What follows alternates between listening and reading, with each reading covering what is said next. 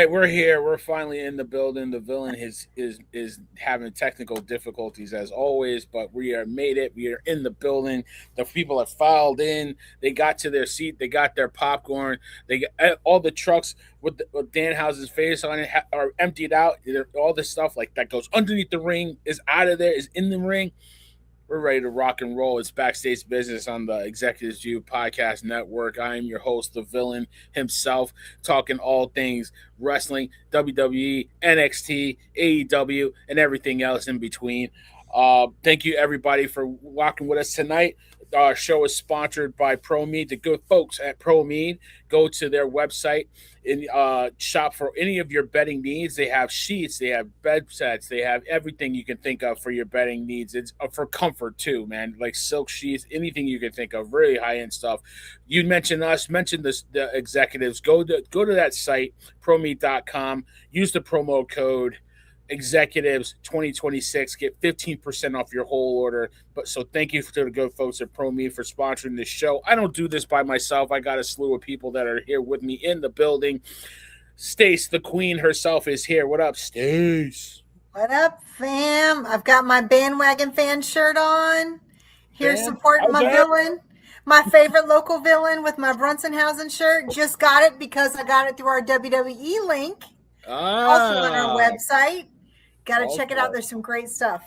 We got so many good deals on there. So many good deals. You can get WWE merch, which is obviously some of the fun stuff, but Fanatics, NFL Shop, we got the Giants, we got the San Francisco 49ers, we got the Texas Longhorns, we got NHL, we got MLB. Hey, if you need a VPN to stream any WWE, we got NordVPN too. We got David's Bridal, we got Dude Wipes, you need to wipe your behind. You know, they got a lot of good stuff on that site. Go check it out, executivesview.com/deals.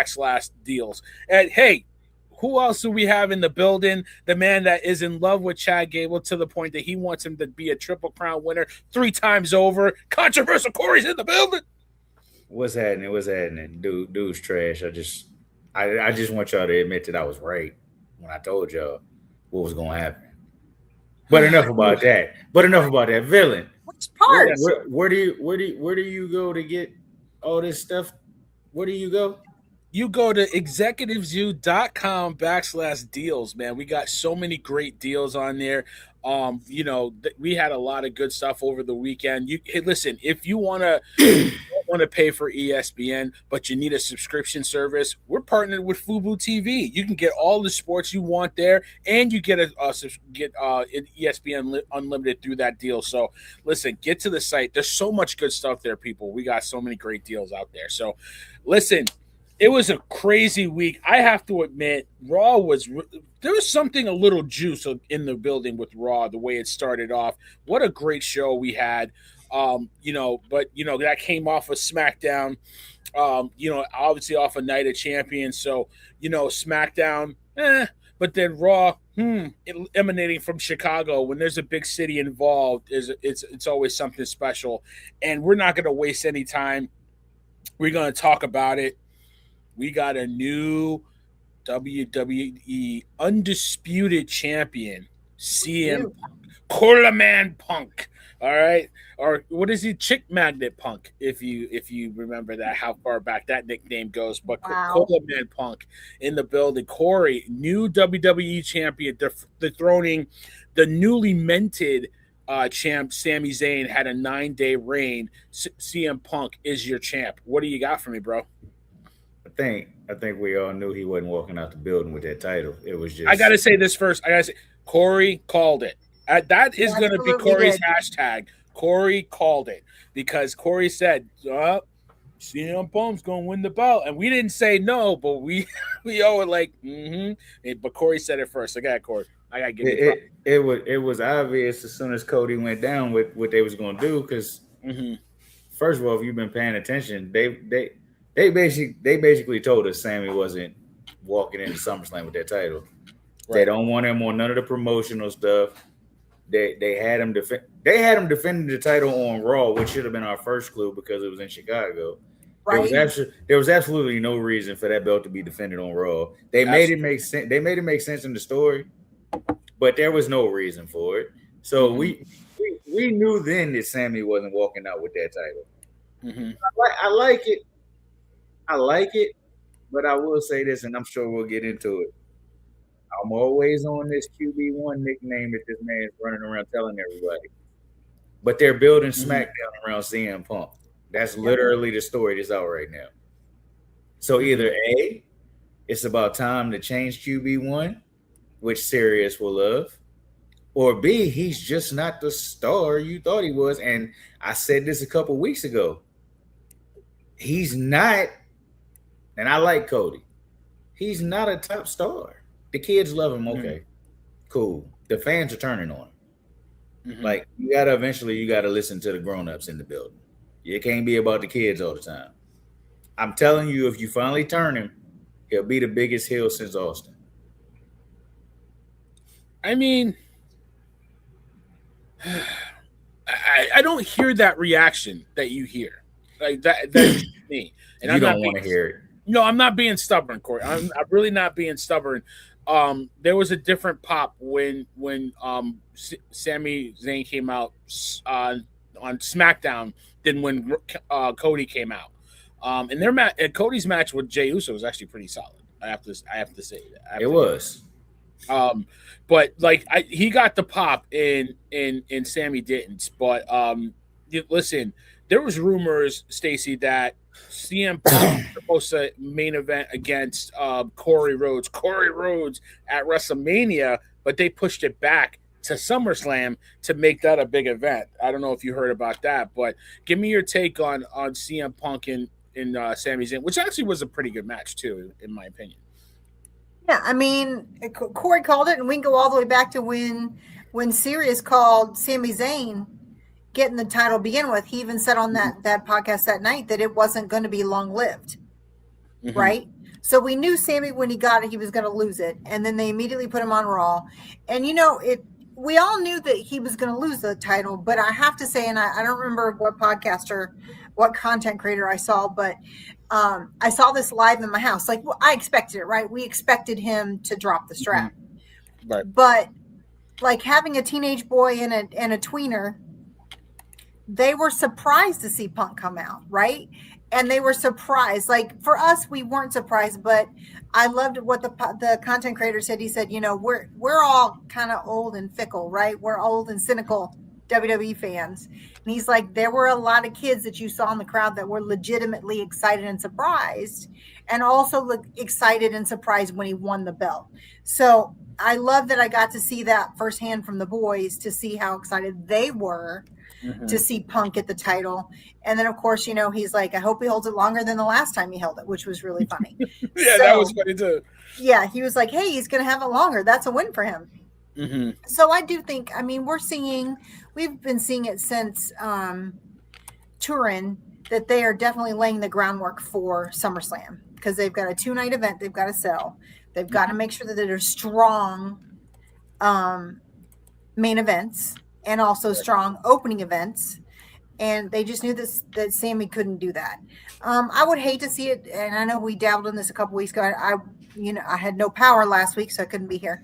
I hope they keep it tried and true to being something for Punk, like a one-on-one with Cody. I mean, who knows what else will happen between now and then. But, Sammy had a nice little 9-day run. He got a lot of visits in. He was on every single show since he won, every SmackDown and every Raw. So, he was on every single show since then. It's not like he showed up on one or the other. He was on both. So let's see what Punk's going to do. Yeah, I agree. I don't think anybody was surprised, right, that Punk won the belt. We kind of knew it was in Chicago. We've seen this before. It was kind of teed up for us, so we weren't surprised. I think this works in Sammy's favor, because I don't know if you saw his promo, guys, after. This is ridiculous. How is he? He's not even on the show. He get da-da-da. So I actually like this. Like, you gave him the belt, which he deserved, but now you can lean into the idea that there's a conspiracy against him, right? Like, they don't want him to be the champ. He is the underdog. He is the last real one, and he still gets treated like this. Like, you can work this into a nice storyline into the past the summer, right? So while people are complaining, you just gave him the belt to give him a 9-day run, it's disrespectful to no. It's business, and you can make good business out of this if you play it right, if you play your cards right. I'm like, Kane had the belt for one day when he beat Stone Cold at Bad Blood, right? He had it for one day. Undertaker's first reign. How long was Undertaker's first reign, Corey? He won it on his Survivor Series and lost it like a Tuesday night, didn't he? A couple nights later. It was really 3 nights, 6 days in WWE time because they did the show. Live. Yeah, so 6 days was his first run. I don't think it hurt Undertaker at all. So there's guys that had shorter reigns. Now we're used to guys having long reigns around here, because the way they crafted the way they crafted Cody his first time. Obviously, our tribal chief.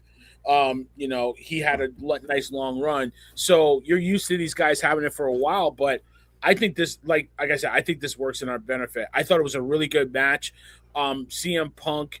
Now it's still the secondary belt because any belt that Roman doesn't have is secondary. But now you got 2 guys that really can go and work with this belt. So I like that. So I got to give Cody and Gunther props. It was a good way to get Cody out of that main event. It looked gnarly. It looked like I was like, ooh, like I jumped. You know what I'm saying? So, and it gets nice heat on Gunther, which you need, right? You can always use that heat on Gunther. Did you like the segment to open the show, Corey or Stace? Yeah, I liked it.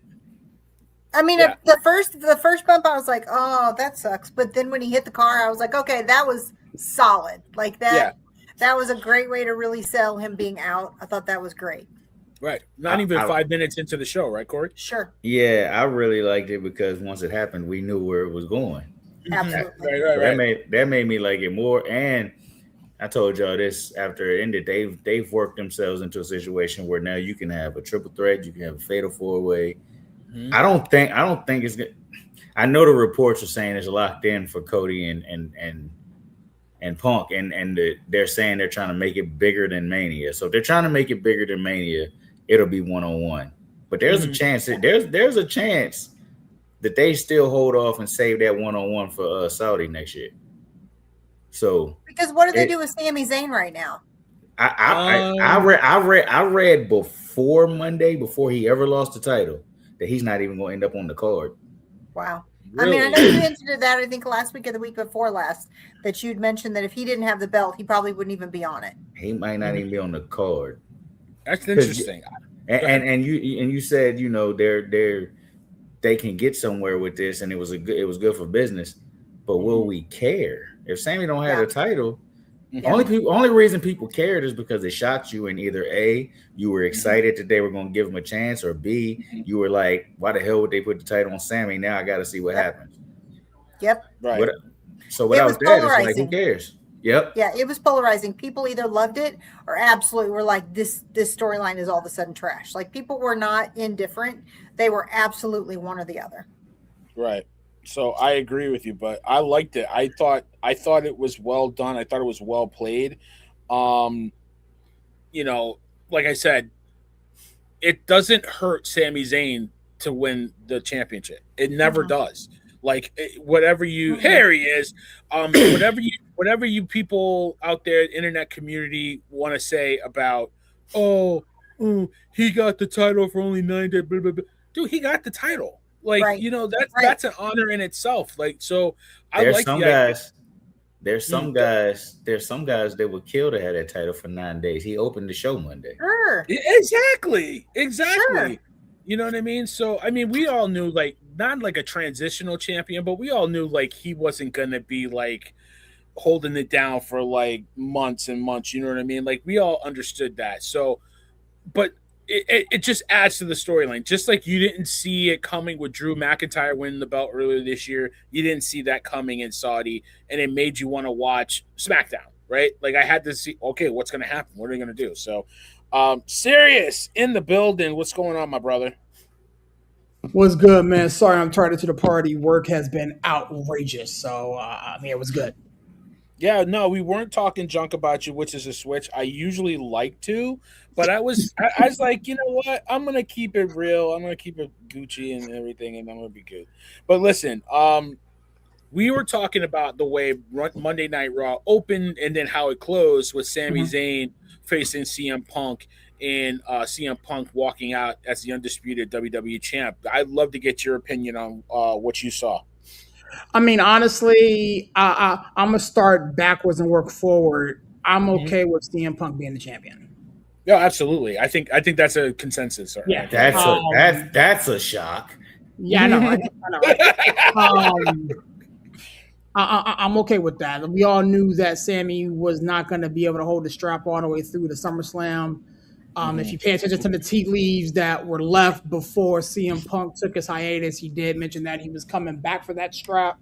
I just figured, that was the Raw after Mania, right? Correct. Hey, serious. Yeah. What did he say? And we should all seen it coming. What did he say? You never know when a title opportunity is going to fall out of the sky. Fall out of the sky, yeah. That's literally what he said. Sami Zayn was, he could have been an easy target, but so, I'm cool with that. I'm also cool with the aftermath of that because now we got fresh out Sammy and we have no idea how unhinged he's actually going to become, which actually made something for his character. I'm cool with the beginning. I'm cool with Gunther getting himself involved and taking Cody out. That also Nick Aldis showed back up. Yeah. And so that kind of started that whole thing. So we may get Gunther, Nick Aldis. We may get Gunther inserted into the title picture because he took out Cody. There's so many possibilities with how creative can go with this particular situation. I also heard a report. I'm not sure if I was talking to Corey or somebody else. That said we might end up getting Nick Aldis versus Adam Pearce. I saw them dabbling that a little bit. So I was like, hold on a second. Control of both shows? I'm not sure if I want both GMs, getting in the ring and putting paws in each other, but the way they have painted this, they can take it any direction. And I'm honestly, I'm here for it because we need some freshness up in there. But again, I'm cool with Punk coming back. I'm cool with Punk taking the strap. I'm curious to see what types of hoops they have to jump through to get Cody on the card for Mania versus there's no hoops you need to jump through. Cody was the number one contender. He earned it. He beat Jay. He's automatically in the title picture. He did, but again, now he's hurt. He's hurt. He better not be there Friday either. Again, no, they got to sell it. They got to sell it. You and I both know Cody's going to show up in some way, shape, or form. You know this. I think he shows up, but he doesn't. He's not in shape. He shouldn't be there. And I think that could be a detriment. But yeah, go ahead. He might. But then what do we do with Sammy? What is Sammy? He's not going to make the card, man. This is interesting though, because this is a great question because Sammy, quote unquote, deserves a rematch, right? Deserves to be on the card. But this is the match that you wanted to position for SummerSlam. You took it out of Mania and positioned for SummerSlam to make it a big event, 2 nights in Minnesota. So do you stick to your guns and make it a one-on-one match, or do you insert Sammy or insert Gunther? It's all for Sammy. It's all or nothing. Either Sammy's in the title match or he's not at SummerSlam. Or build. And I he's think not build. I think he shows up. He might show up, but I think he gets that rematch at Saturday night's main event. That would be interesting. That's what I was thinking. You got to put something in the garden. And he deserves. It goes to his character. He can say, "I deserve a rematch. I didn't even know Punk was going to be there. Y'all just sprung him on." That's some bull. We all knew he was going to be there. We know that. Well, we knew that, but but storyline wise, oh my God, I'm shocked. It's CM Punk. The moment Gunther took out Cody, the writing was on the wall. But take that. You knew. We knew. We felt it, but that's what I'm saying. For kayfabe purposes, oh my God, I can't believe he's been gone for months, and he just showed up. Now he's the champ. Oh my brother. But you heard the crowd. Once they hadn't seen him by the end of the night, they knew. Yeah. Yeah. Right. I mean, they were chanting CM Punk. I think they were chanting CM Punk, Corey, when Cody got hurt. He was bleeding from the ear. They were chanting CM. They was chanting CM Punk. Steph was out there. The only time they did not, and I'm gonna give him his props, and we'll get into it. The only time I did not hear them chant CM Punk is when LA Knight was burning Seth Rollins. Let's talk about that right now, because I think we can come back to that. But listen, I give LA Knight a lot of crap just because it's fun. And I give him crap for this storyline because he's injecting himself with the bloodline and all that stuff. But it's great for him because he has something to do. He hadn't had anything to do since WrestleMania. He was kind of getting stale. That's one of the best promos I've seen him have, definitely in a long time. Long time. What's that? That's his best. You think it's his? Okay, listen. I was going to be generous, but if you say it's his best, Corey, I won't disagree with you. It's I think he had a pretty good promo when he was last SummerSlam, when he was going up against was it last SummerSlam or 2 years ago when he was going up against 2 years ago? Logan Paul. I was going to say he did some great promo work with his Roman Paul beef. Yeah, you know why I'm gonna say it's his best? Because he's in the ring with one of the top 3-4 guys in the company. Yeah. I'm gonna take you further back. Back when LA Knight first got on the scene and he had that run, he had that thing with Roman Reigns at Crown Jewel. Yeah. And he was doing some stuff with him. Back when I actually thought that he would take the strap off Roman, like 3-4 years ago, that was the best promo work because again he was with Roman. So I get it. So other than that, he had Seth in the ring, but it wasn't going back and forth. Like it was LA Knight. Seth stood back, like kind of like that. That one of my favorite Martin episodes when Martin and Gina find out that Tommy's dating Pam, and he's like, "You're gonna have to step back." He's like, "Whoa, whoa." That's like, because when he said brother, dude, like even Seth had to not chuckle, but he was like, Seth was smiling. Seth was happy for that man. For his life, Corey. He was fighting for his life, not trying to smile. But so he even saw damn, he's cooking right now. So, I mean, Stace, what did you think of the promo? Well, I mean, I agree with everybody, but I think Sirius has a great point. The 2 best promos he's ever had are against 2 of the best promo workers. So him doing it with them, especially now, because he's had so many hiccups and so many issues for a little over a year now, right? Like he's since last year's Unreal, when we saw all the stuff happen, everybody's been like, right? So they needed to give him a chance to build his credibility back. And it was good promo work. I mean, it kept my attention and it wasn't full of campy, gimmicky, it started that way though. It always starts with Pettyville, but then he went in. And I think that's what made the difference between this and the ones that we've seen from him of late is he's always in the campy field. He kept it solid this time, and that's why it was believable. Like we were invested. Because I mean, I was like, oh gosh, I don't even want to see this. Like I'm not in. And then once he got past all of his gimmicky stuff, I was like, oh, okay. He kept it raw. I'll sit through it. Let's see what happens. And it was worth it. He kept it raw, and I like that. Like to your point, like he had his one-liners, but you could tell like whoever produced that segment they laid it out pretty perfectly to get away from the campy lines that the crowd gets so into his LA Knight. Yeah, like they might lose what he's saying, not pay attention. He let them listen to him, and the crowd popped for his lines. Yes. You know what I mean? Like that was the difference, right? It wasn't like The Rock with his one-liners where you're just waiting for him to say "in the million," like he was just in. You know what I mean? So, what'd you think about it? I think Sirius or Corey, what'd you think about it? LA Knight was good. This is the best promo. I don't want to touch on LA Knight because we're all gonna pretty much say the same thing. Seth Rollins. First of all, last Monday when Roman was there, I said Seth had the greatest promo that I can. And he turned around this week, and he came out there, and he went back to whiny, complaining Seth. He did it with Punk. He did it with Drew. He's done it with Roman. What are you complaining about? You've been in the main event for 13 years. Mm-hmm. You cannot go out there and it's, Roman was the chosen one. Roman was this. Roman was that. Dog, you've been in the main event for 13 years. Yeah. I understand that Roman was chose. I get that. But nobody wants to hear this from you. You are literally, since the Shield broke up, you've been in the main event. You a top star.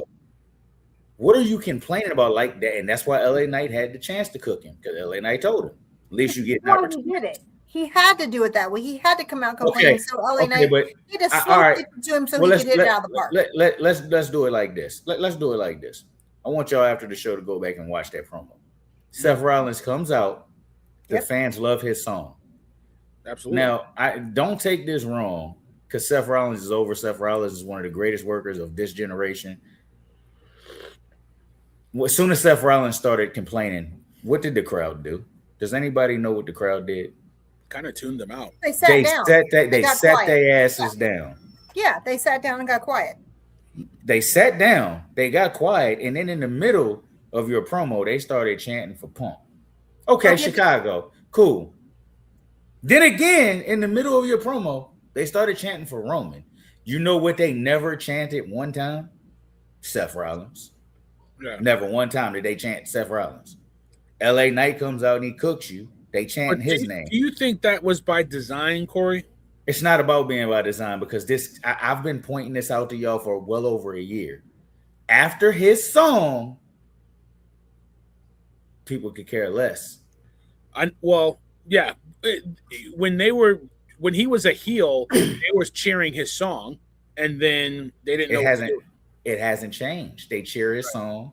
They hit the song once the song's over. Once he starts doing his promos, except for last week with Roman, and that's another mistake he's making. He's making the same mistake that everybody's made. The crowd will not boo Roman. You can't make them. Stop trying to be the babyface. Like, you can't take us down memory lane again and think they're going to be sympathetic to you. They will not boo Roman. There's okay. I've been sitting here stewing for a minute. You're talking out of both sides of your face. What would I say? You're talking out of both sides of his face. Last week, you said that was one of the best promos, if not the best, that Seth ever gave, because he cut the bull. He started just talking about history and going down memory lane and et cetera, et cetera, et cetera. He comes out this week, does the exact same thing. It's not the exact same thing. He's complaining this week. Last week, you did not hear. Hold on, serious. Last week, you did not hear him say, "Oh my God, you were the chosen one. Oh my God, they pushed you down our throats. Oh my God, you got." Hold on. Oh my God, you got every opportunity that I wished was mine, dog. You've been in the main event for 13 years. Oh, sitting there saying that. Hold on. He said the exact same nonsense last week. He didn't. He did. He did not. He did not. Go watch the two promos. No, last week the man came out and was like, "Hold on a second, bro. You know what I'm saying? What's up, little brother? What's up, little guy? What's up, brother? This, that, the third. You know what I'm saying? You've main evented WrestleManias and you've done this and you've done this. I mean, for lack of a better phrase, excuse me, Stacy, it was a glorified jerk off. Okay, you've done this and you've done that and you've done this, but you know what you haven't done? You haven't beat me. Blah blah blah. And you came on this very network. It was me and you. These two weren't even here. It was me and you were like, that was the best promo he's ever cut. He comes out this week, you know what I'm saying, and does the exact same thing. Stop right there. That changes it. Differently. That changes it. When you phrase it, it's the same stuff. Wait. Hang on.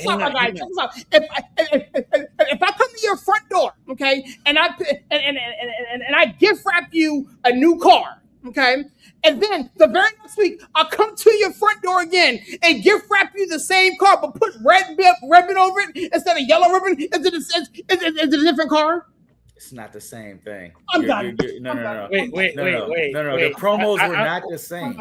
Hold on, Court. Can I interject here? Can I interject? Go ahead. I wish this would have happened last week when it was just us. Serious. I understand what you're saying, but respectfully, I disagree. The promos weren't the same. Here's the difference. Last week, he was spitting facts about you've done everything in this business, but you haven't beaten me. This past Monday, he's talking about you had everything handed to you. Thank you. It's two separate things. It's completely different. He's talking about his career, but he's talking about what you've done and how it got handed to you and how you wouldn't have been anywhere if it wasn't for the Shield. It wasn't that because last week he was giving them flowers. Like you headlined WrestleManias, you've done this, you know. But this week it did revert back to that whining, like you got all the chances and I didn't. I had to steal it from you to get the chances. I think there were two different promos. So that's my opinion. It's like this. You guys have to take into consideration. Go ahead. No, go ahead, Stacey. Go ahead, Stacey. Go ahead, Stacey. I'll get him after you. Go ahead. Well, I was just gonna say the difference is he was talking directly to Roman versus talking to the fans, and of course it's going to be different. And the other thing I will say, and I do want to address this, Corey, because you said it at the beginning about the fans sat down for Seth. I will tell you, it happened to us in San Jose last year, in Memphis this year, and in Paris. When they have promo work starting, they tell you to sit down. When they started all the promo work, when we were at Paris for Raw, when you're around the base level, all of the security that are off camera, they tell you to sit down and they tell you to be quiet. So after the songs, after everything, because Seth cut a promo that night in Paris. And that's what they did for us, because there were a couple times I wanted to get up and scream and they were like, no, sit down. So they will tell you, and I'm going to say this too, because you said this a little bit in the chat, and we can go back to it because I know we'll talk about it, about piping in, what you think piping in music. I will tell you that they do direct when they expect you to yell, to sing, and to be quiet. And I did notice a couple times in Paris, and I noticed also here in Memphis, sometimes you'll hear the crowd chanting two different things. Mm-hmm. And I think if you're chanting the wrong thing and they want you to chant something that goes along with the promo, they're going to layer in something to get the crowd to correct what they're chanting. Mm-hmm. Because we've heard it on PLEs a couple times. You will like, oh, why are they chanting two things at the same time?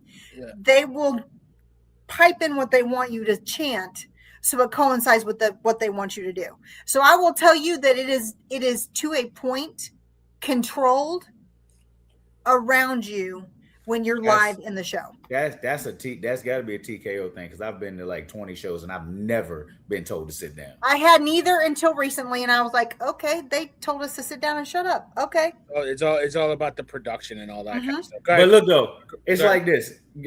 I just want to touch on what Sirius tried to say with the car and all that.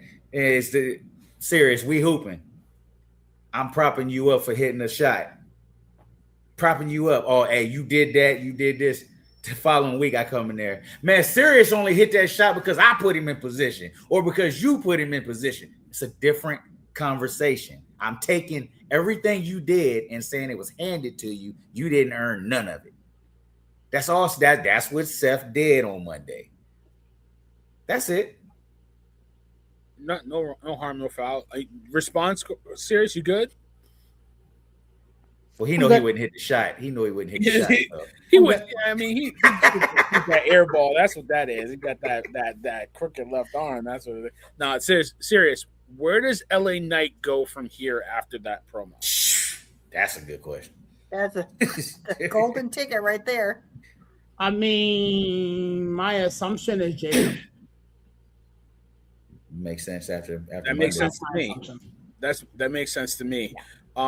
You can't fumble this now. Like LA, you can't fumble the bag. But okay, bouncing off the question you just asked Sirius, he gets Jacob. Yeah. What are you expecting from LA Knight? Just don't fumble the bag. I don't care if he wins or loses. He needs to win. But it's not happening against Jacob. That's what I'm saying. The werewolf can't lose. That's what you can't. But if LA Knight needs to win, which I agree with you, LA Knight needs a dub. You got to put him in with Jay or Jimmy. I don't think with Jay right now. I don't think not at SummerSlam. Not at SummerSlam. I think they might do a little something with him at Saturday Night Main Event or on a Raw before that to give him a little bit of a lift to determine what they'll do with him. But I don't. Do y'all? But you said Jacob and after Monday that makes sense. But do you think there's a situation where it's him and Solo versus the Usos? I hope not. But I think that's probably where they might go with it, and then Solo turns. But here's what they need to do, at least to get it started. Jay and LA Knight Saturday Night Main Event. Somehow LA Knight wins, gets the little momentum, and then the OTC says, Jacob, go handle him at SummerSlam. Your OTC demands it. And then that's how you can get that together. But Jacob's got to have a big match. Jacob's got to have something to do with SummerSlam. And I think LA Knight deserves it with Royce Keys before they do him with LA Knight. I don't wait, Stacey, where are they setting that up at? I mean, they already put it in on the promo on SmackDown. Nobody's seen it. Nobody's seen it. That's what I want. That's the answer I want. That's what I saw. If I'm being honest. Diabolical. We saw it. I saw it. Anyway, no, listen. I think Jacob and LA Knight makes total sense to me at SummerSlam. Stacey, you agree? Yeah, I mean, I think that we're kind of at after seeing what happened with Sheamus this week. 19 years with us and he's no longer. I think the tea leaves are here that LA Knight's going to have to really be more solid and consistent, or they're gonna they could perhaps say, hey, we need you to cut back a little bit. I don't know, Stacey. If he hasn't already done it. The pop he's getting though, I don't think Sheamus wasn't getting that no more. His Rusev feels the amount of pop that Rey Mysterio was getting. I think Rey Mysterio and Sheamus were getting about the same pop. That's the nostalgic in us. But I told you months ago, Rey need to go to hell home. Rey ain't getting no pop neither. He's getting more of a pop than Chad Gable, but we'll get there. I think the thing that's keeping Ray though is his work at AAA. Right? That's what I was about to say. I think his GM work, he's working the commentary. I think he's doing a really good job at AAA. Triple is so good. If you don't watch it, you're missing out. I think what's going to happen with Ray is he's not going to officially retire. He's just going to go into the manager role at Triple and that'll be what he does. I don't foresee him. I think they'll dabble him back in, but I think that he'll stay as long as he can in AAA because he's doing great work there, and they love him. Yeah, they love him. He's getting his respect there. Mm-hmm. Yeah, listen, AAA is doing a great job. First of all, Lola Vice. Oh my God, I forget the ladies that she goes up against, but I mean that's just like Baskin Robbins or something in the ring when those girls get, you know what I mean? So much cake, like so much cake. I can't, oh Lord have mercy. Okay, I'm back. When you talk about a partnership, they are doing great things with their WWE talent in AAA. Oh yeah, absolutely. When you see El Grande Americano, which by the way, that's the shirt I wore on 4th of July because I was a Grande Americano. Seeing his face on soccer, the World Cup, and he got a pop. He got a pop. Huge pop, and all the work he did before that. I mean, he was a national celebrity. He was considered one of the biggest. The biggest, most like famous people at the Mexico game. It was crazy. I saw none of it. Yeah, you gotta. We'll send you the video because it was. I was surprised. I was like, what? Like I couldn't believe he was getting a pop like that at the World Cup. So huge. Hey, and if they ever take his mask off, he's gonna get the same pop your boy getting. So keep that mask on. Who Kaiser? We know who it is. Yeah, exactly. I don't know why y'all mad at me. I've been right the whole time. You're so disrespectful. But I'm not wrong. Disrespectful would be a lot. Okay, now Corey, 98% of the time, you and I agree. This is what I'm going to say about El Grande Americano, Ludwig. No. I'm not talking about him. I'm talking about. He's talking about Chad Gable. I'm talking about Chad, but you're saying if they take the mask off him, when I tell you that the biggest wrestler right now in AAA is El Grande Americano. I mean, hold on, Corey, hold on, because I know you're not watching it. Don't come at me, don't. They are literally painting this man's face all over the country of Mexico. He is in murals everywhere. He gets mobbed like he was, I don't even know, like Undertaker. They love him so much. When he comes out, there are people weeping in the crowd. He is so beloved. So if they ever unmask him, they will still be absolutely loving this man. They talk about his Spanish. I mean, it is crazy. It is best thing that ever happened in his career is that he went to AAA. Mm-hmm. If they unmask him, it's the same thing they're gonna do to Gable. They're gonna send him back, and when he comes back, nobody's gonna give a damn. That's my point. Not in AAA. They can unmask him. They can unmask him in AAA, and everybody will still love him there. They exactly. He doesn't have to worry about his WWE career main event ever for a long time. That man is making bank. Y'all said the same thing about Chad Gable, though. No, they didn't. No, because that's the difference. Is he was a heel in AAA, and they hated him. But what's happening for Ludwig is he is making. Yeah, that's all his wrestling dreams come true in Mexico. I understand what y'all saying. When Chad Gable got hurt, he was a heel, and then Ludwig came in and took the mantle. It wasn't clicking in the U.S. when he did it in AAA. It started to gain momentum, and it's to the point, like to Stacey's point, you expect him to take the belt off of Rey Mysterio. Dom Mysterio. Yes. Like, if he does that, the crowd will go insane. Like, so tear the house down. It's because he's fluent in Spanish and it wasn't campy. The difference in the two shtick is Chad Gable, and you guys know this, gracias, right? It was campy intentionally. Mm-hmm. When Ludwig took it over, he cleaned it up and made it honorable. And that's the biggest difference, is that he made the El Grande Americano mask, the lucha mask, an honorable mask, and that's why they love him so much. Stacey, this is not directed towards you because it's just not. Y'all too. Everything y'all are saying right now, y'all told me about Chad Gable. Y'all also told me that when Chad Gable came back, they were going to lose their minds and they were going to cheer him and he was going to get the biggest pops everywhere. And I told y'all that crap ain't happening in America. Y'all all said, oh, listen to the pop he just got. And I said, they're not in the country yet. They're not home. Nobody cares about Gable in America. And it will be the same thing if they ever bring Ludwig back. He's a made man in Mexico. And if he's smart, he stays there. Yeah, of course. Nobody's debating that. Nobody. I wouldn't. But that's my only argument. That's what I just said. They should never take the mask off of Ludwig. I would never have them take the mask. And they should have never. There's no other that gets the mask taken off. Why should he? He shouldn't. Keep it on him, but they should have never sent Chad back either.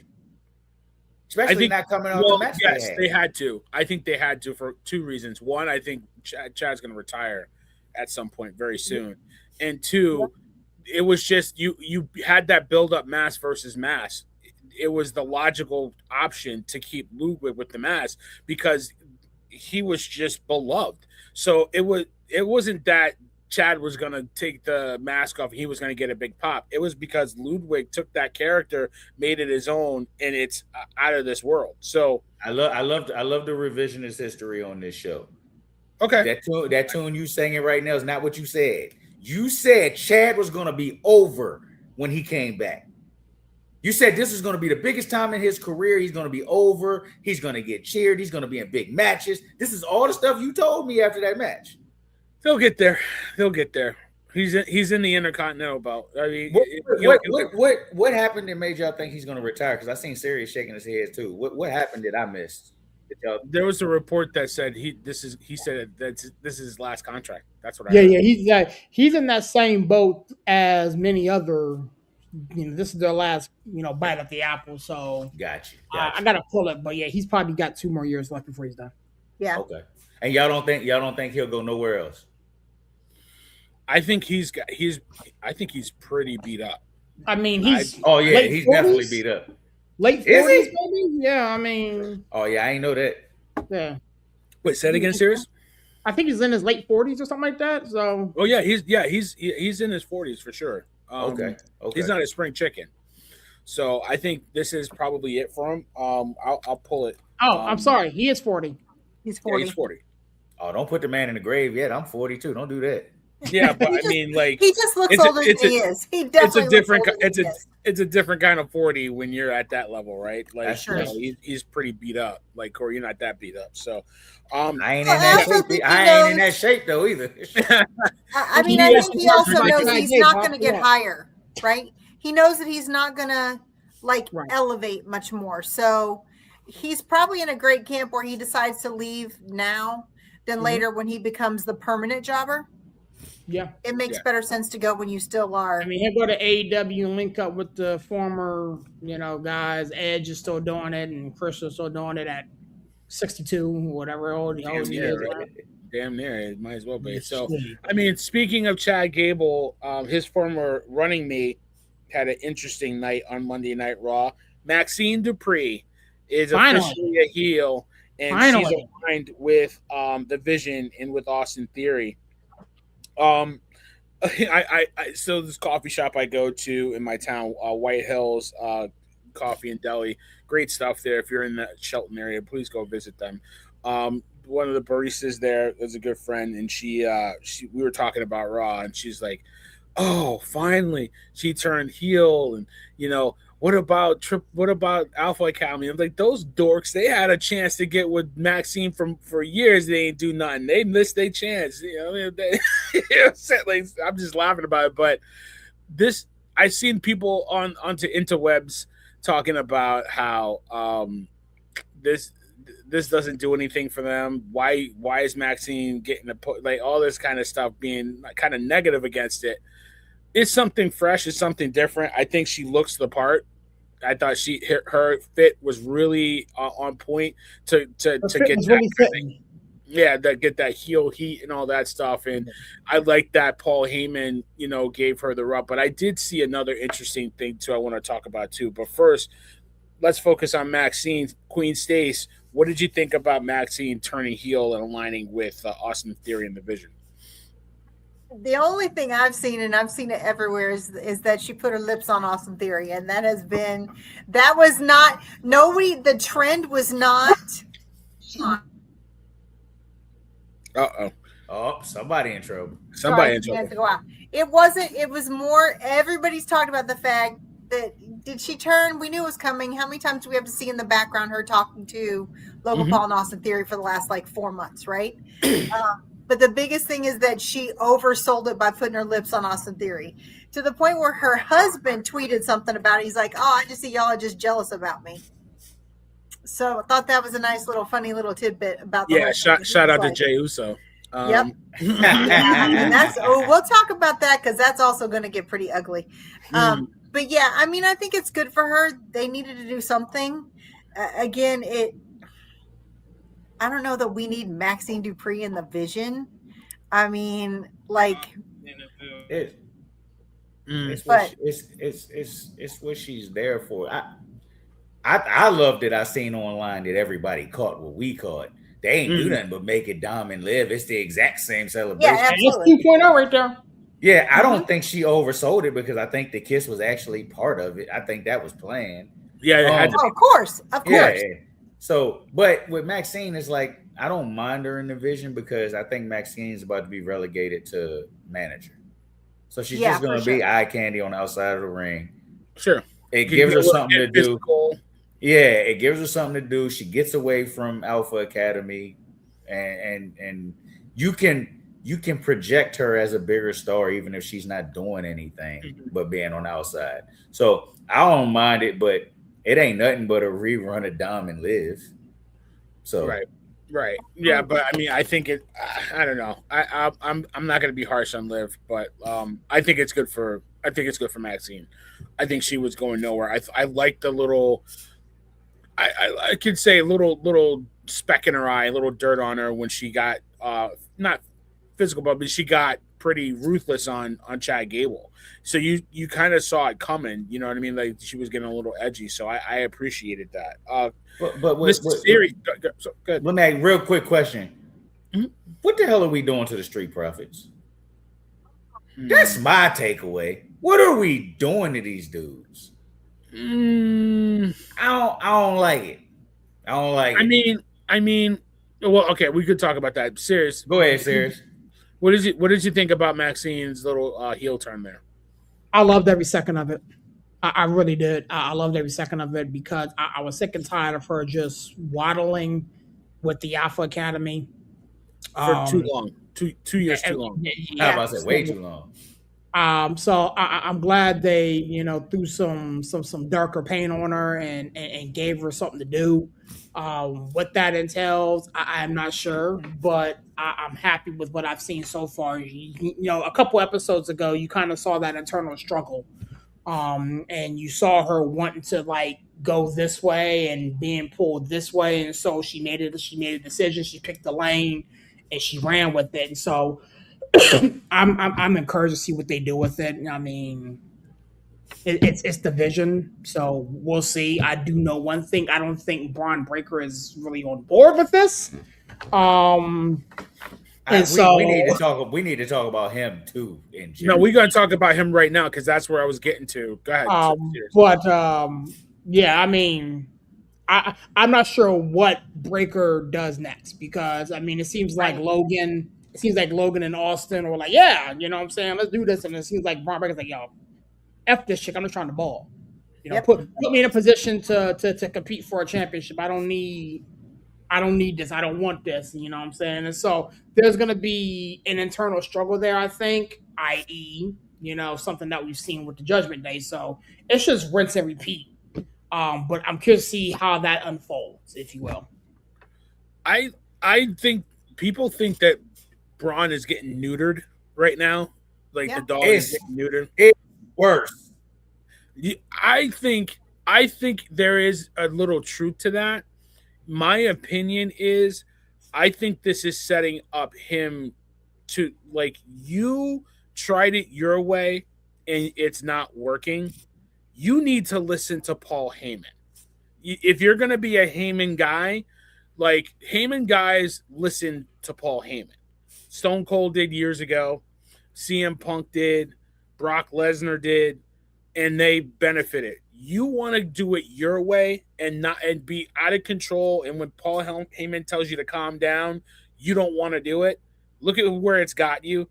Now, I like the last week when Paul Heyman said to Austin Theory, we didn't know you were here. Like, now you know. Like, I got better things to do than sit around with you guys. You need to step it up to get my attention. That's kind of where I think they're going with it. And I think Braun Breaker, character-wise on TV, needs to take direction from Paul Heyman. Just like Roman took direction from the wise man. You know what I'm saying? So that's kind of where I think they can go with it. But I agree with you, Corey. I think they're screwing up a little bit here. I think they need to get it together with a lot of it. Go ahead. They've screwed Braun Breaker. They build him as the next big thing, and then they get Oba Femi, and they completely put this kid. He is, but you need more than one.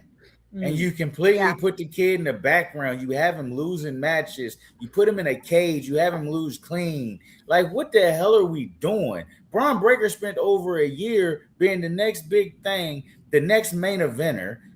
How many times have we heard Oba and Braun go main event Mania together one day? Mm-hmm. Not if you keep doing this. Right. I think where they messed up that, my fault, I'm going to control. I think where they messed up is when they put Bronson Reed and Braun Breaker in the same faction. I'll tell you where else they messed up. I think that's where they messed up because you can sit there and have Braun Breaker and Bronson Reed, two big ass monsters, going at each other for years. You can have Seth Rollins, and again, they will get back to that. there's still loose ends between Seth Rollins and Bronson Reed. You feel me? Like, I think when they decided to put Bronson Reed in with the Vision, and then you bring it over, who else? Who? I mean, I don't mind the Bronson Reed being in the Vision with Braun Breaker. You can put them together to break them apart and make a better storyline out of just those two butting heads. Like, they were together, and then, you know, one turns on the other, and that's just like Seth and Roman. Like, that can eat for years if you do it right. So I don't mind that, but I see where you're coming from. I see the angle that you're putting out. I think the hurt was Reed getting hurt. That's what kind of. I think what hurt him the worst was that they both got hurt. All three of them got hurt. I think that's where it all fell apart for Braun Breaker. Is Seth got fake hurt, then he for real got hurt, then Breaker had his hernia, and Bronson Reed got hurt. So where they were building it, where they were really legit. I mean, you guys, for a while, that's all we talked about. The first 40 minutes of our podcast every week was talking about how much we love the Vision. And then they closed every show pretty much, right? Yeah. And so all of a sudden, everybody got hurt, and it was like, wait, hold on. So what do? You bring in Logan Paul and Austin Theory. Yeah. You can't have, and Corey's right, you can't have two of the biggest powerhouses, right? We're talking about monsters, Breaker and Bronson Reed. You put them together, they should be dominating everything, but they can't when then everybody gets hurt. And then you bring in Logan Paul, who is great. He is great. Austin Theory is also really good. But they're bringing such a humor, campy side to the Vision that it diminishes absolutely everything that the Bronze put in last year from that hardcore, right? The tribal thief, right? I mean, Braun Breaker coming in, everybody's getting speared, right? Like, he was spearing everybody. So they were this heavy-duty faction under Heyman and Seth that then when everybody gets hurt, then we get the campy side. And so by putting Braun Breaker back in here with two people that have been comic relief, it just doesn't make sense. The Vision got messed up when they revealed Austin Theory as the Masked Man. Yes. But with Braun, the kiss of death to me is, well, one of them is when you take somebody that you're trying to make a single star, and out of nowhere you put them back in a tag team. Like Jay, kiss of death. You went back to the Usos. That's where they view you at. Braun Breaker's supposed to be a star. He's supposed to be a main eventer. And now you're back in a tag team. You could have easily took that title off of Theory, or you could have got somebody else in the Vision and gave that person the title. Now, the way to fix it, like Sirius was saying, when you bring Bronson back, break it up, blow it up, have them two feud. Because, first of all, you made Bronson look weak when you turned them on Seth and you had him taking direction from Braun Breaker. That was the biggest mistake when they had to write Seth off, and how they did it, making Braun the ringleader was where they made a mistake. I never liked that. It should have been Paul Heyman making the call, not Bronson Reed. So it looked like the wise man had no control over his guy and over you know what I mean? That was mistake one. I think mistake two, and I said it then. Even if he lost it to Punk, that title should have went on Braun Breaker. ASAP. When they took Seth out in January, you mean, right? When they took Seth out, that title should have went on Braun Breaker.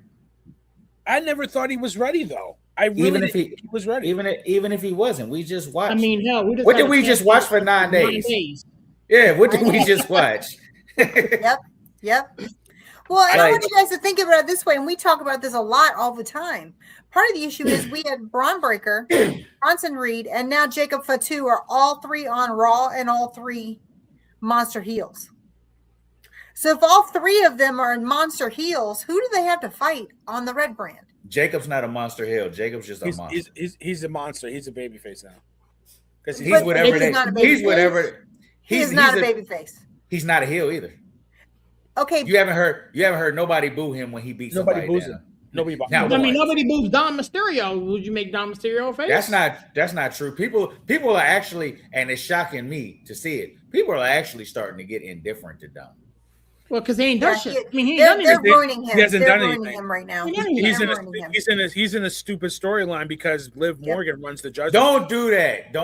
You're gonna stop crapping on Liv. No, listen. No. We're not lying, but we're gonna stop crapping on Liv. No, it's not. It's not crapping on Liv. Stacey, I don't want to offend you. I don't want to offend you when I say this. Say it. I know what you're gonna say. Running the Judgment Day and JD and Dom taking orders from her it's a complete mistake. Like, I'm not saying that men can't take orders from women. It just doesn't look right on TV. But let me ask you a question. Hold on. I'm a clap back at that. Rhea led the Judgment Day. Yeah. Is it because of how Liv looks? Yes. Rhea, you. First, so you can't take. So you don't want them taking orders from a Barbie? Yes, I got you. I understand. A whiny Barbie that.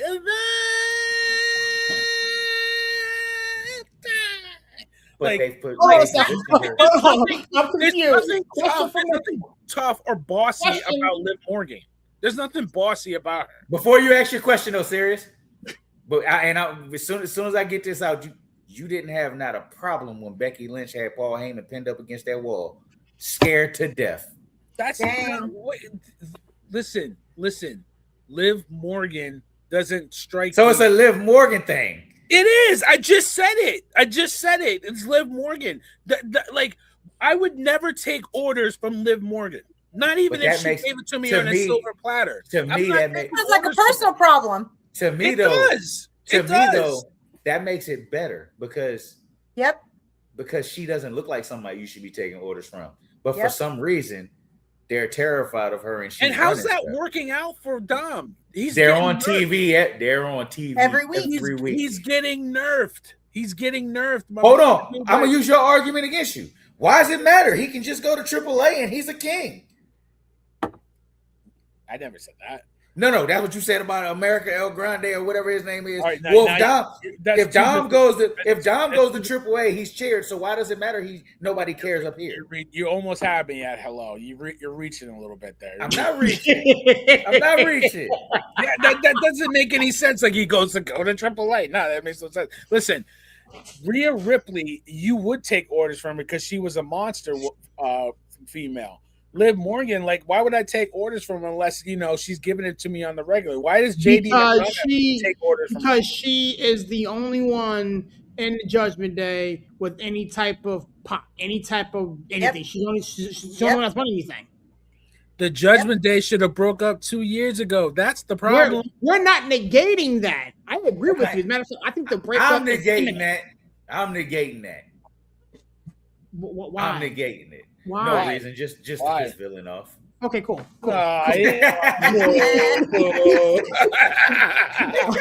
Listen, it is not about taking orders from a female. I don't want to position it that way, but it's the type of female that is involved that just doesn't sit right with me. It makes JD and it makes Dom, to me, look soft. Stacey, because they are. No, hold on, hang on. Let Stacey go ahead. It's so sexist and it is so absolutely off base and wrong. It is absolutely sexist. And wrestling has always been a sexist entertainment sport. It always has been. Okay, Stacey, hold on, Stacey. And this is what I'm going to say to you directly. I'm gonna crash out. Hold on, give me a second, Corey. Give me a second. Go ahead, do your thing. The single only reason why you're saying this, and I will say this, until she started saying her little gimmick of all time, y'all were all, oh my God, la la la. I'm still on all about her. All of a sudden, she started doing zip it down now. I'm speaking. Thank you very much. All of a sudden, she starts going of all time, and you guys went from, oh, she got the cakes, oh, she's so this, to, oh my God, I can't stand her. The whole point is that you're supposed to not stand her. You're not supposed to like her. You're supposed to hate her guts and be mad when she comes out. She's still a boss-ass bitch, and she's allowed to be, and it doesn't matter that she's a blonde bimbo because she's ruling these boys because they needed a ruler. The reality is this is the way it's supposed to be because Finn is gone. They moved Finn to the blue brand. Dom isn't going to run these guys because his whole shtick from the beginning has been he is a PW. He has been PW'd since way back with Rhea Ripley. That's the whole point. So he's never been strong. He's never had a shtick since he's been in Judgment Day where he's strong. So who's going to take over? JP? Absolutely not. So who's left? That's the whole point. There's nobody else in there strong to do it. Excuse me? Raquel ain't got no goal. She ain't got no I mean, goal. when it happens, I think that's what's going to happen. That's going to be the beef. It should be She's Raquel, the strongest one on Judgment Day. You're supposed to hate her. There's nothing wrong with this. For months when Liv was on the shelf. I mean, hold on though. So we wrestling fans, right? Yep. So our entertainment, wrestling is basically our soap opera, our sitcom. Absolutely. How many sitcoms have you ever watched where the pretty chick who nobody should be scared of, everybody's terrible? You just referenced Martin. Who ran Martin? Gina. Thank you. Mm-hmm. That Gina. That's right. Come on, man. But here's this is my only retort to what you said, Stacey. I had never been on Liv Morgan like that. Never. You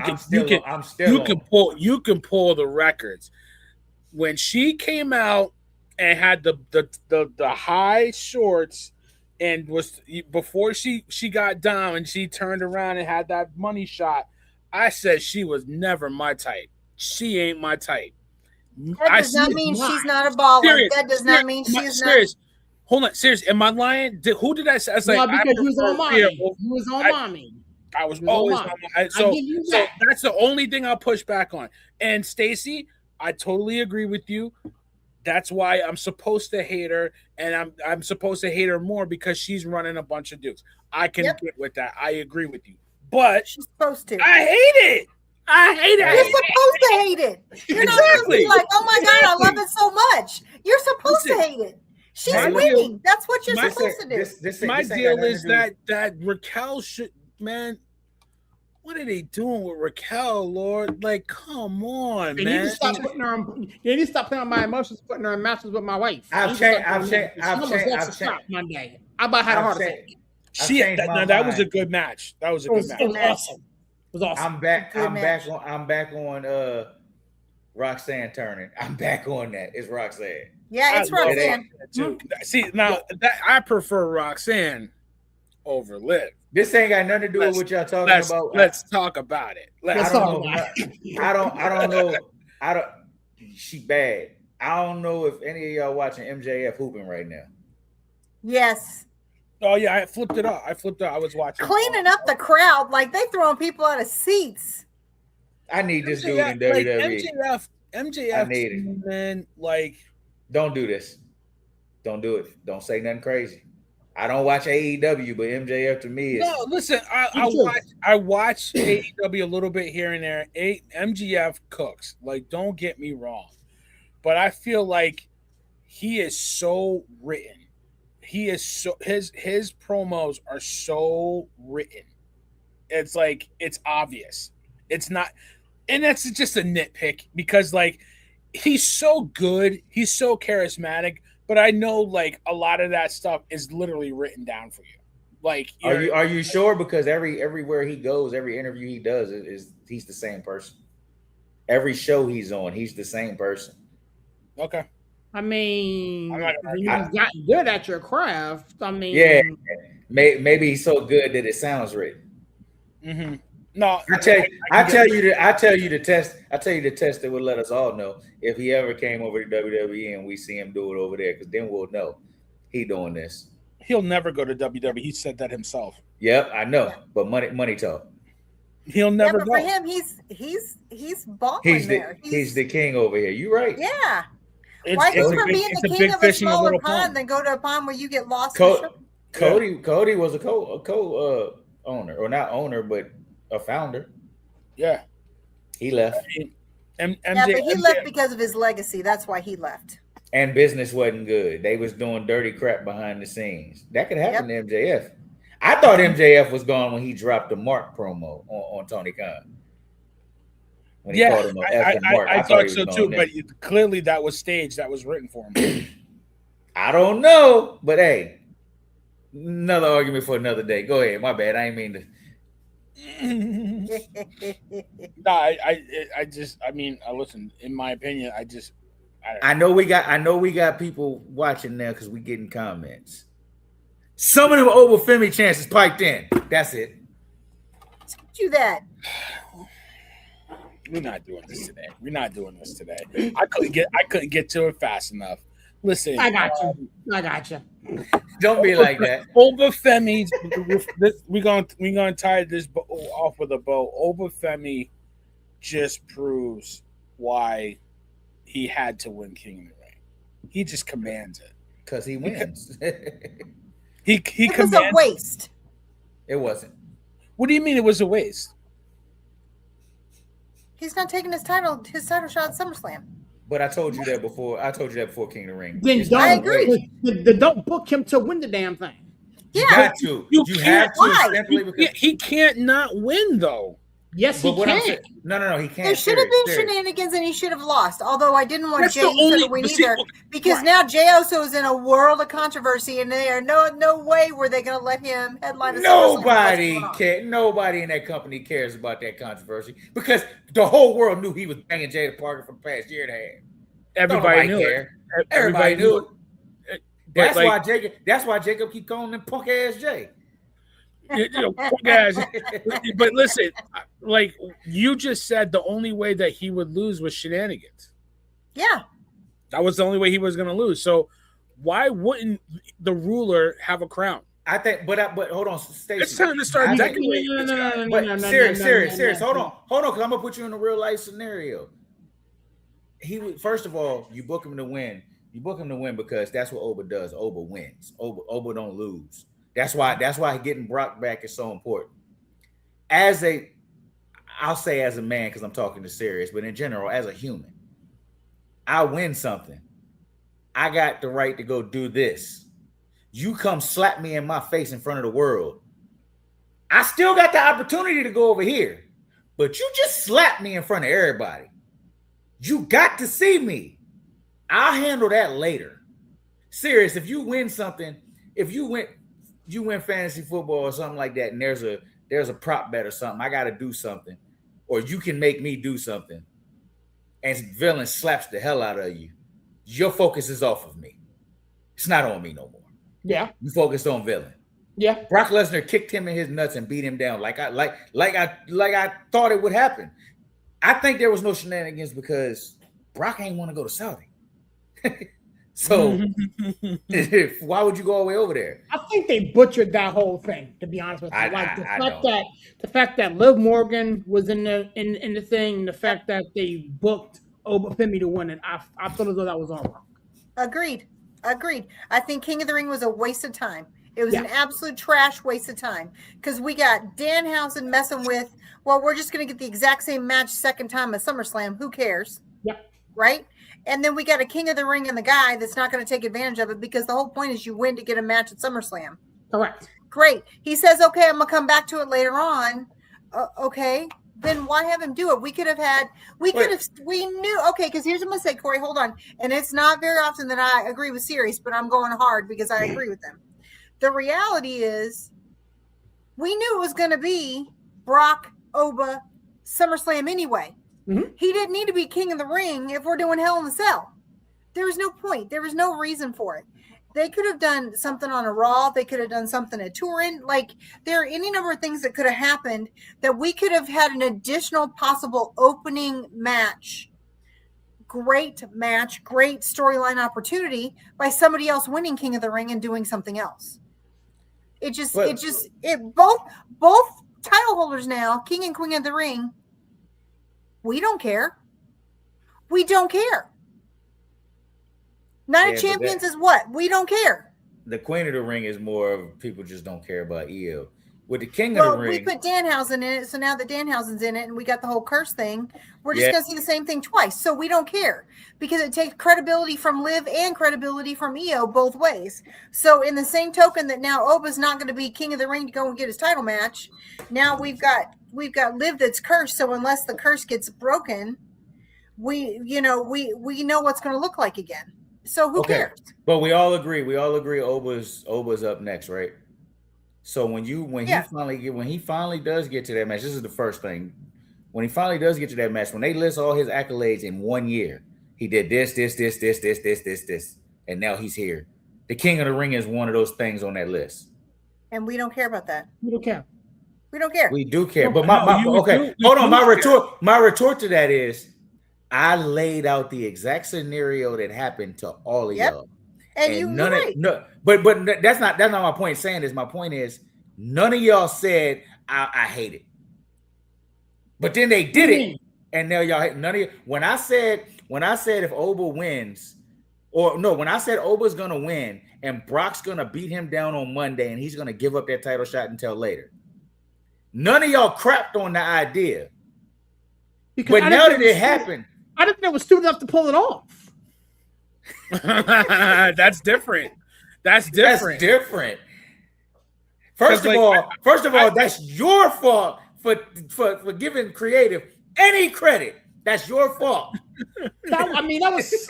Oh my god, I was so angry about that, dog. My deal is like, I understand what you're saying. I agree that it's a waste of the King of the Ring if he's not going to go to SummerSlam. But I'm in the camp that I'm just used to. Who cares if the King of the Ring gets a title shot? I've never had a King of the Ring get a title shot. Like when I was growing up, that wasn't the point of King of the Ring. To me, the point of the King of the Ring was to elevate you to the next level. Right. So he's already there. I think it was dumb to throw in the title shot for King of the Ring. That's my opinion, right? But in that same vein, I agree with Corey where if you're building this guy and he's obviously getting the pop, he's undeniable. Why wouldn't he be the King of the Ring? Why wouldn't he win every tournament? Like, I understand the shenanigans would take him out, but why not give him accolades and give him flowers and get him to the point where he is, that guy? A King of the Ring puts you on that level. Like, there's a lot of guys at that level in the ring that we could care less about. Stacey, me and you agreed on that weeks ago. He's not at that level yet. Well, as far as WWE wants to tell us, he is at that level, right? And we did agree with that, Corey, because I agree with you. I think that they're putting him too much, too fast, too high. Mm-hmm. But I think that we also saw that on Monday, Oba said it more than once. This is the last time. This is the last time. This is the end. So he's already said, just like we've seen so many others, that he's declaring that this beef with him and Brock is done at SummerSlam. Mm-hmm. So now he can go back to your point, and I know this. You're right, Corey. This is what they're going to do after SummerSlam. He's going to say, "I earned a title shot. I had to handle business with Brock. Now I'm coming for you, Roman, because that's what's going to happen next." So I get that. It's just, I'm like, okay. But when they get to Mania and we're getting all the, not the promos, but all the stats and all that stuff that they like to put up. Crap about. Hold on though, serious. When they put up 2026 King of the Ring winner, by the time we get there, nobody's going to care that he didn't take the title shot at SummerSlam. Nobody's going to care that he's the King of the Ring winner neither, because it's a BS award. But it's an accolade. But it's something It's not a BS award. He's going to be the 2026 King of the Ring for a year until the next King of the Ring. Just like Sami Zayn. You can never say Sami Zayn wasn't the undisputed champion. Because he was. Zelina Vega was the first Queen of the Ring? No. Stacey, don't Stacey. But I mean, is she wrong though? But did you hear what I said? Did you hear what I said? Stacey, the Vega, Oba Femi. Again, if we use your logic, what Stacey just said. But did you hear what I said? Did you hear what I said? I said, Stacey, don't use logic right now. Good point. I missed that whole segment. Here's my only question. Stace, in serious. Does it hurt Oba Femi that he is King of the Ring? Not that he's won it and he's not going to SummerSlam. Does it hurt him that he's King of the Ring? It's not my issue with it, Villain. It doesn't necessarily hurt him. But hold on. What I'm saying is the thing about King of the Ring has consistently tried to be, they try to use it as a stepping stone for a storyline for something else, right? And in this case, it's not taking us anywhere. It's not like he's not using that to get him to the main event, right? He's going to go to fight Brock. And we already have the storyline. We already have the groundwork laid at WrestleMania. The Roman said, you're going to hold your horses and wait till the end of the year. So we already had that. So we don't need him to say, well, I earned a title shot because he'd already called it out and Roman already confirmed it. I'll give it to you at the end of the year. So we already have the storyline laid. So we didn't need this piece. That's all I'm saying, is that we'd already laid the storytelling. We'd already started the long-term storytelling, la, la, la, la, la. We'd already done that. So for me, they could have King of the Ring with somebody else to give us something else. It could have been somebody winning King of the Ring and then challenged Dirty Dom for the title, right? It could have been Finn. Finn could have won and said, okay, I want my rematch. And it could be Finn and Dom at SummerSlam. Like, they could have done that. That to me would have made more sense to build the card for SummerSlam, because now CM Punk / it was Sami Zayn / Cody Rhodes / whoever, we already know what they're doing, right? We already know what Roman Reigns is doing with Seth, right? So that takes care of both of those belts. So, and we already knew, again, since circa April with WrestleMania, we already knew that Brock and Oba were going to be Brock and Oba at SummerSlam. So all of those things come together to say, why did we need him to win King of the Ring? They could have used it to build another storyline to give us a beefier, more intense, more intentional SummerSlam card for night 1 and night 2. That's all I'm saying. It's not about Oba, it's about what else they could have done with it. On the reaction show, on the reaction show, he had already won the King of the Ring. And I came on the reaction show and I said, it's still Seth Roman. Yeah. And but not one time on that show did you talk about how much you hated him winning King of the Ring and giving up. It's not that I hate that he won it. It just doesn't make sense now. That's all I'm saying, is that it's because we've been taught, Corey, you and I have been aligned with this from the beginning when it comes to Oba, and I'm still with you. All I'm saying is that not for Oba's sake, but for anybody else's sake, for storyline, to give us a more impactful SummerSlam, they could have done Finn, and then Finn faces Dom again, or like there are other things they could have done. We could have taken the belt off Penta. There are things that we could do that could have made sense. If LA Knight said this on Monday, Seth Rollins got knocked out of round 1 of the King of the Ring tournament, and then automatically got himself a title shot. Got him a title shot. Hold on. My retort to LA Knight saying that is, okay, yes, you got knocked out in round 1 too, but what have you done since you got knocked out? Because Seth went on and beat who's supposedly a main event player in the steel cage. LA Knight, what have you done? You beat Jimmy. And you didn't beat him by yourself. Right. So LA Knight's the right message, wrong messenger. Yeah, wrong messenger.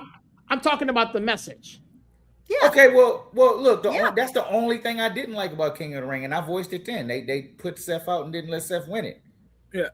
I wanted Seth to win the King of the Ring too, but in my opinion, though, I like how they how do you sell Night of Champions without Oba on the card? You know, TKO wanted him on the card. Okay, and if he's not in the finals, he's not in the card. And if he's on the card, how does he lose? Like, how would you like? You could easily make him lose with shenanigans, but they clearly want him on the card. They clearly want him on the card. You know, Stacey, they're not doing Jacob Oba no time soon. I know they're not. They're too soon. I need it so bad. And my thing is, who won King of the Ring last year? Rhodes versus Randy Orton. Do you care that Cody Rhodes won the King of the Ring, or you care more that he got a title shot against John Cena? But he got it from winning King of the Ring, though. He did. That proves that point, though. But do we talk about Cody Rhodes being the King of the Ring, or we talk about Cody Rhodes being the world champion? You talk about him being the world champion. Yeah. Okay. But how did he get that? And we also were fully invested in the Randy Orton Cody Rhodes match as well. So it went with the entire process of the storyline last year. Mm-hmm. It made sense. But those I like how we got to where we got. Those were two vets, and this version of the King of the Ring, a young lion. To me, it just takes me back to what the point of King of the Ring was. The point of the King of the Ring was to announce somebody. If the point of Austin winning the King of the Ring in '96, other than the fact that Triple H had to take the heat for the curtain call, but it was the fact that Stone Cold was arriving the next year. Triple H arrived. Villain. The following year, it was the guys that arrived. Shawn Michaels, Question for you, Villain. Question for all y'all, because I don't know if y'all know this. I looked it up because I was listening to something about the Austin 316 stuff. Hey, Baron. Where was Austin at after the next pay-per-view? Where did Austin have a match at after the Austin 316 promo? Was that Madison Square Garden? No, I'm talking about which part of the card was he on? He was at the mid, right? Or he was on the free-for-all after the Austin 316 promo against Yokozuna. That was one of Yoko's last matches, wasn't it? I think so. So it's like, yeah, the King of the Ring means something, but it only means something when they want it to mean something. Yeah, but back then, that was putting you on the map, right? Like you were starting to get talked about. So that's why I think it's a stepping stone for Oba. Like I think it's a natural stepping stone because if he would have got right to the title match without winning anything like that, like then we're talking about him on Goldberg level. But I love how they got there because it takes me. That's a stretch. But it's real to me. It's real life. Like, okay, you won the King of the Ring. You got a decision to make. You about to make a decision, and another man comes out there and beats the hell out of you. You can't, as a man, say I'm still gonna go over here. You have to fight him. I mean, haven't they done that with Seth? Okay, so check this out. Didn't Braun Breaker whip his ass and he's going against Roman? Didn't they? No, because he beat Braun. He just beat him. He just beat him now. But that's what I'm saying. Before he went after Roman, he had to fight Braun. He had to. He didn't talk about Roman until he ended Braun. That's fair. As a man, if you slap me, I have to fight you. But that's not what that. But that's not. Go ahead. I understand where you're coming from. I get it because again, if I'm focused over here and something, I get it. But here's the issue that I have with that. In the eons of the WWE, since they instituted the King of the Ring tournament winner, the winner goes on to SummerSlam to challenge for a strap.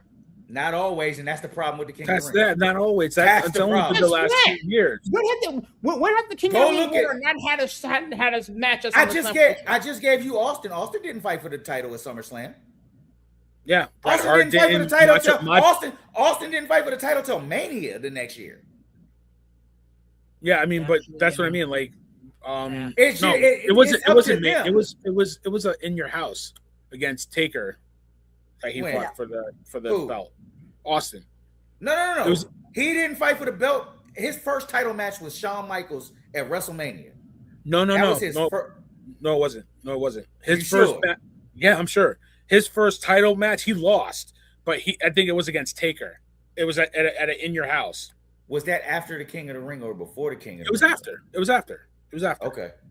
It was after. But you got plenty. Owen Hart won the King of the Ring in '95. He faced Bret. No. I'm looking at it right now. The first Stone Cold Steve Austin title match was in 1998, March 29th at WrestleMania. That's the first time he won. That's the first time he won. No. That's his first title match. I'm looking at it right now.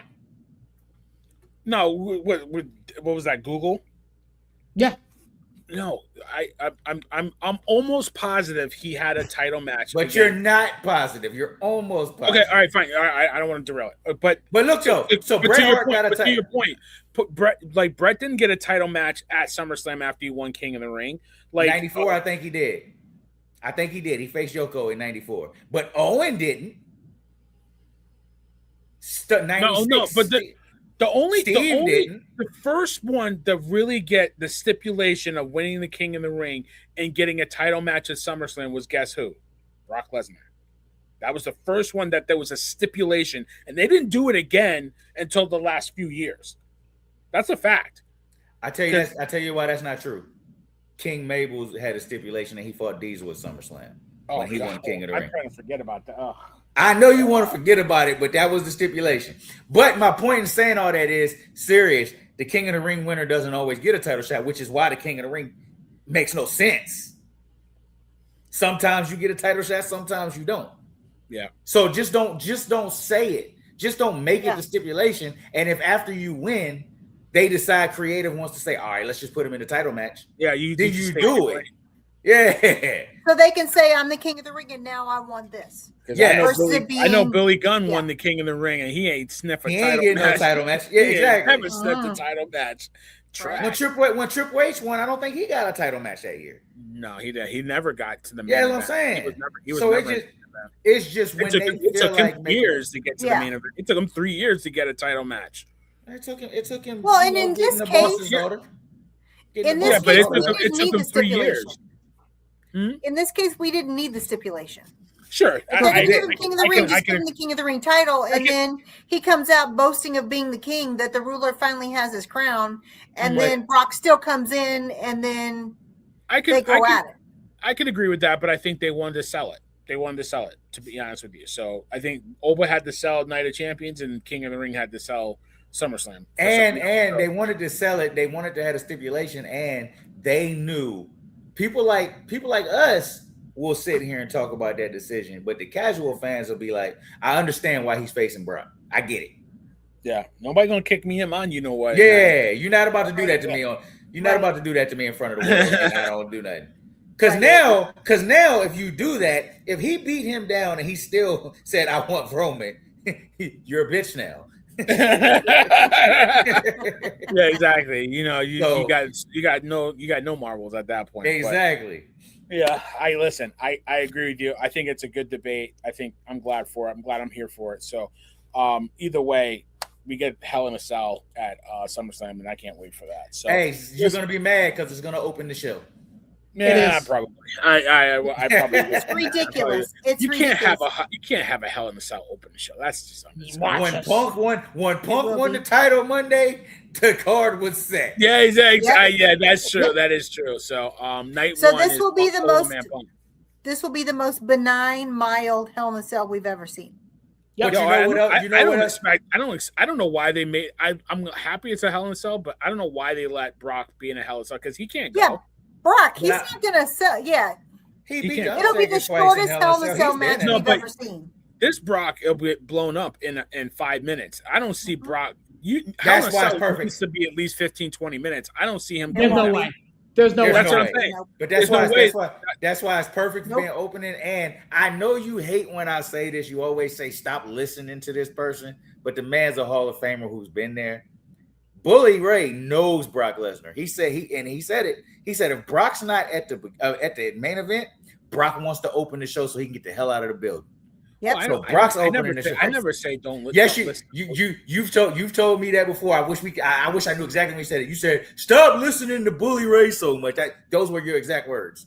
Because I quoted something he said. That's your exact words. Okay. Listen. Fine.